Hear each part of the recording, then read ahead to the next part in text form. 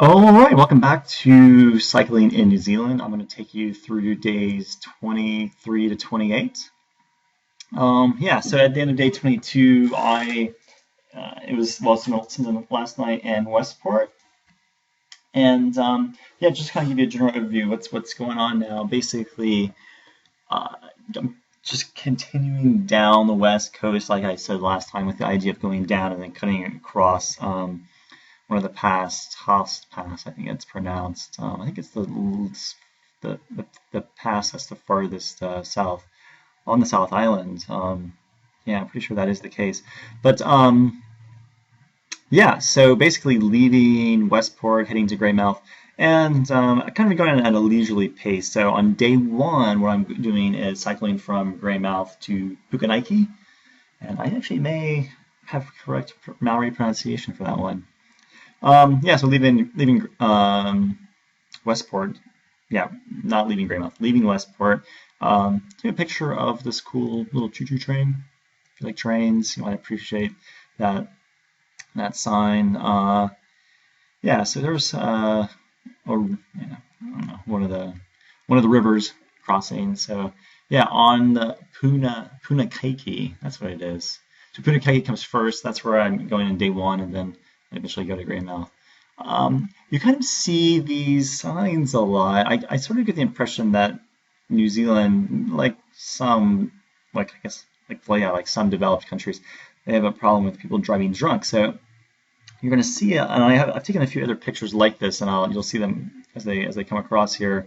If not in this video, in another one, but yeah, stop a mate driving drunk, bloody legend, and then I guess that's the guy that's saying it. So I like these signs. I feel like, oh man, they're really, it's supporting a good cause, promoting responsible drinking, and not driving drunk.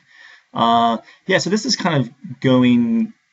That's an interesting angle. I don't know what I'm. It's like I'm above the road, elevating across the road on the bicycle. I'm not sure how I got up, or maybe it's just really steep right below, or maybe I'm taking a picture way down. But this is a picture of the sea. I do remember that.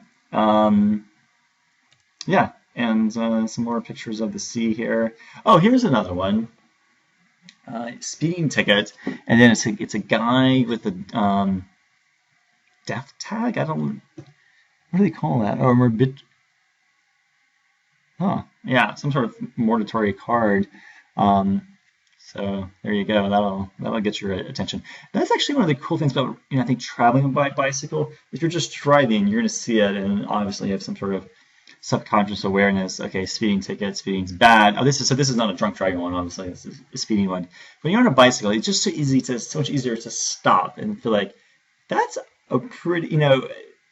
A lot of these billboards, let's just say, they're not always the most interesting thing or supporting the best cause.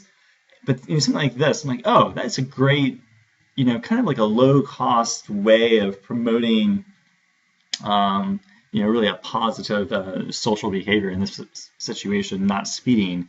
So I liked it. Yeah, some more pictures of the coast here. Pretty kind of like a rough.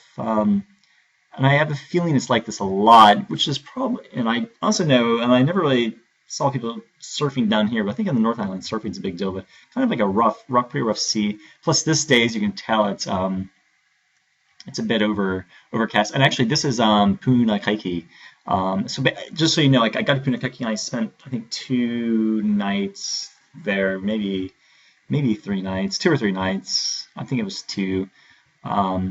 And it's really no, it's not even a town. There's not even a store. You can't buy anything. So I had to bring enough food for a couple of nights, a couple of days, a couple of nights at minimum.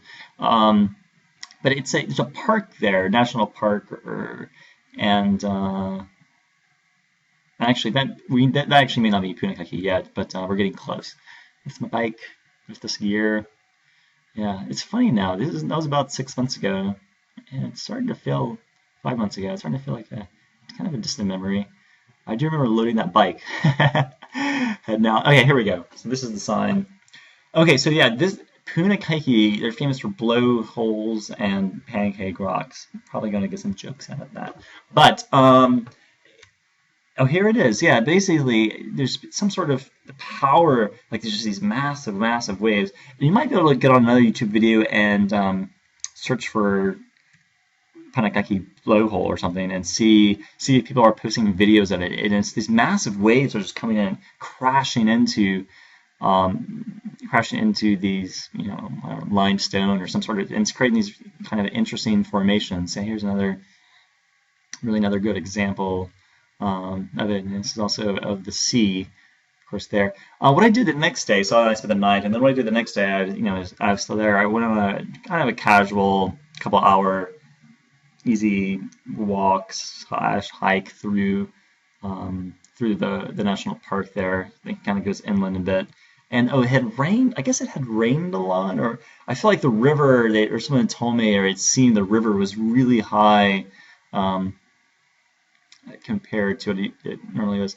Um, this is actually something I didn't really fully appreciate it at the time, and it also it's kind of hard for me to compare to America because I haven't really done a lot of these kinds of activities in America, even though I'm American. But New Zealand, they have these really interesting bridges, and here's another one. These kind of suspension types. I don't mind these because it is possible if you need to just go across with your bicycle.